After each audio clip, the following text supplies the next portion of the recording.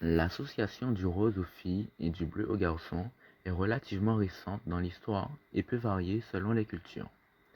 Voici un bref aperçu de son évolution. Au XIXe siècle, les couleurs associées au genre étaient en réalité inversées par rapport à aujourd'hui.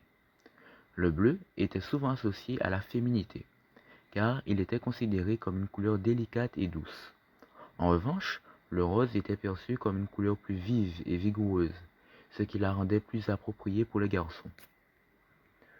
Au début du XXe siècle, cette perception a commencé à changer.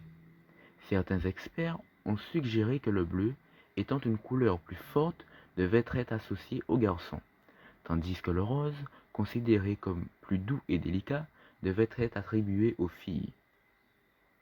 La concrétisation de cette association s'est produite dans les années 1940 et 1950.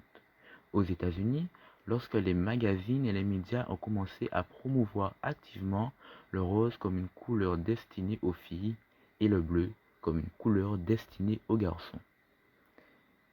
Cette tendance a été renforcée par les industries de la mode et de la publicité.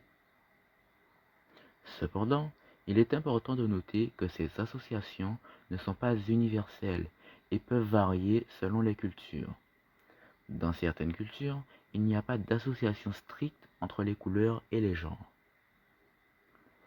Il convient également de souligner qu'aujourd'hui, de plus en plus de personnes remettent en question ces associations de couleurs genrées et encouragent une approche plus inclusive qui permet à chacun de choisir les couleurs en fonction de ses préférences personnelles plutôt que de se conformer à des normes préétablies.